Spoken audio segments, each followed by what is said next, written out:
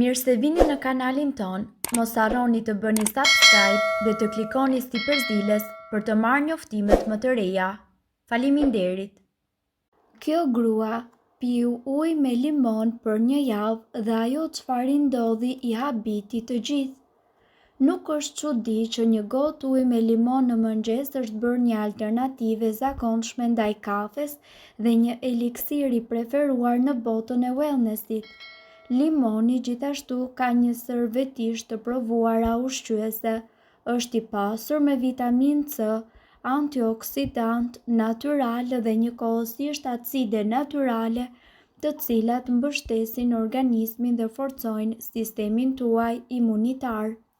Megjithatë, ata të cilët e duan ujin me limon thonë se është edhe detoksifikues, hidratues dhe ndihmon në stimulimin e tretjes. Disa shkojnë më tej duke pretenduar se përshpejton metabolizmin dhe njëkohësisht jep energji e cila zgjat gjatë gjithë ditës, por në fakt ai përmbush kjo realisht në trup të gjitha nevojat dhe këto premtime. A mund të teprojmë të dhe çfarë ndodh realisht kur ne pim ujë me limon çdo ditë?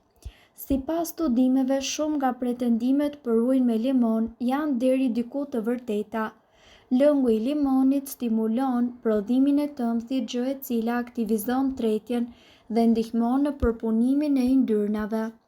Për më tepër, antioksidantët dhe përbërësit dytësor bimor të gjendur tek limoni mbështesin të gjitha proceset natyrale pastruese të mëlçisë dhe të veshkave. Por ka një problem. Kur ne e shtojmë limonin në ujë të nxehtë, fruti humbet shumicën e vitaminës C dhe temperatura mbi 60 gradë Celsius. Pra, nëse pi ujë me limon në mëngjes, shmangni ujin sapo të zier, lëreni pak të ftohtë dhe më pas shtoni limonin dhe pijeni atë të ngrohtë ose lëreni të vakët. Një tjetër gjë e cila duhet patur parasysh është edhe aciditeti i lartë natyral i limonit. Ai mund të dëmtojë smaltin e dhëmbëve dhe gjithashtu të irritojë stomakun, sidomos tek persona të cilët vuajnë nga refluksi ose urthi.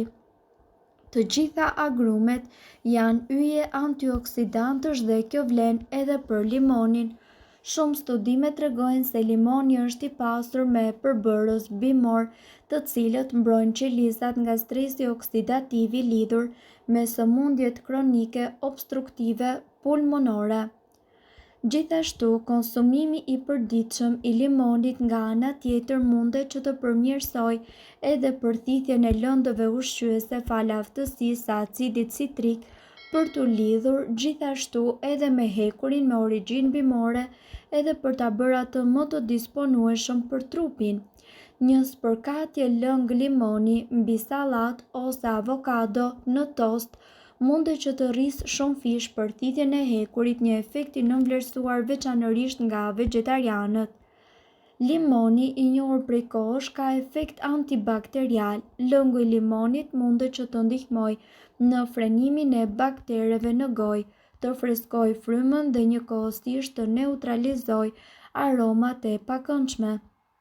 Ai nga ana tjetër është edhe mjaft i butë për të lënë të paprekur florën orale përsa kohë hollohet me ujë dhe konsumohet në sasi të arsyeshme. Limonët të gjithashtu janë tepër të dobishëm edhe për veshkat. Studimet tregojnë madje se ata mund të ndihmojnë edhe në parandalimin e gurëve në veshka, të cilët formohen kur mineralet grumbullohen dhe ngjiten bashkë në veshka.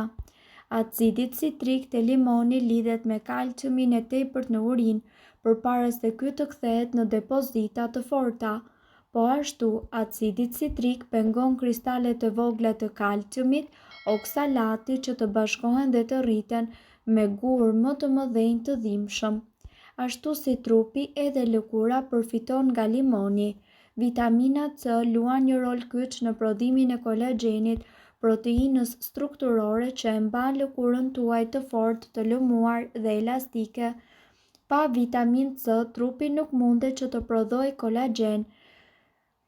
Përveç kësaj, vitamina C ndihmon edhe në forcimin e enëve të gjakut dhe mbështet mikrocirkulacionin, një faktor tjetër mjaft i rëndësishëm për një lëkurë me shkëlqim.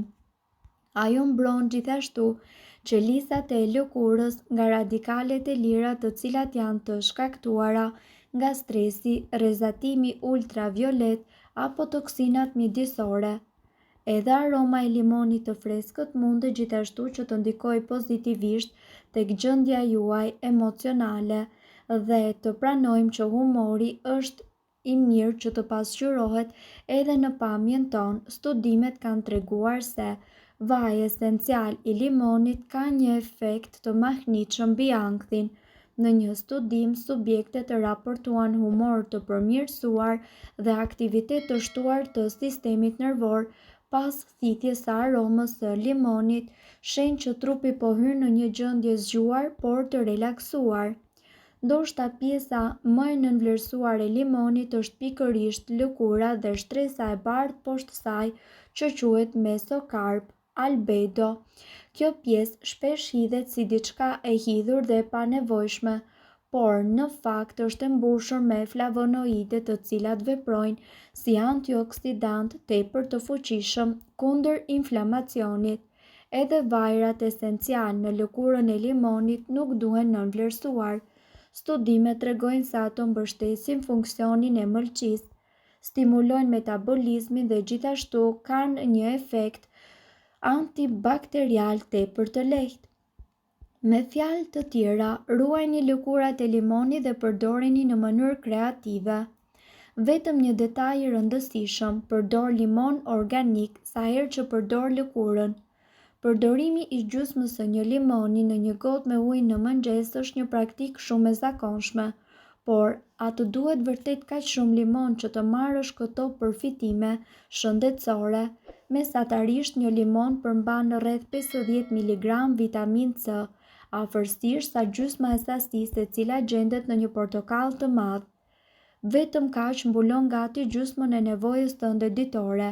Pra, nëse ju konsumoni lëngun e rreth 2 limonëve në ditë, qofshin në formë uji me limon të ngrohtë apo të përzier në salcë sallate, arrin afërsisht 100 mg vitaminë C duke plotësuar dhe të kaluar nevojat tuaja të përditshme.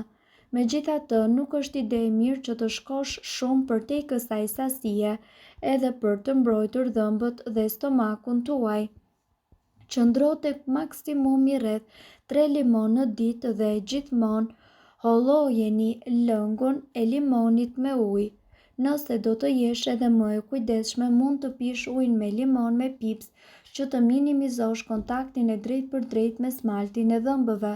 Ndërsa lëngu i limonit në shishet plastike të verdha mund të duket si alternativë lehtë, biokimisht ka të bëjë me frutin e freskët. Pasterizimi gjithashtu shkatëron përbërësit e ndjeshëm ndaj nxehtësisë, si për shembull vitamina C dhe njëkohësisht ajo dëmton enzimat. Që limonët e freskët të ruajnë aromën dhe përmbajtjen e vitaminës C sa më gjatë, është më mirë t'i mbash në sirtarin e perimeve në frigorifer.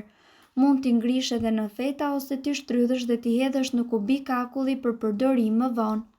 Gjithmonë përdorni limon organik që të jenë 100% të pastër dhe të mos shkaktojnë efekte anësore në shëndetin tuaj.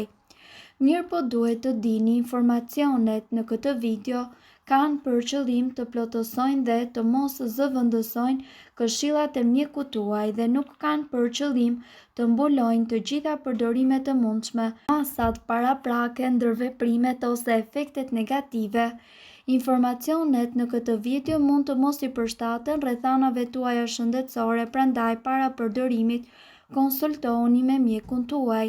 Nëse ndonjë prej këtyre përbërësve ju shkakton alergji, e mira është që të mos i përdorni këto receta të mjekësisë alternative. Nëse doni të dëgjoni video tona që ne postojmë çdo ditë, kliko subscribe. Ju ftojmë gjithashtu të bëni like në video tona nëse i keni dëgjuar dhe pëlqyer ato. Faleminderit që e patë videon ton. Shpërndajeni këtë video në profilin tuaj në mënyrë që të informohen edhe shokët tuaj. Faleminderit.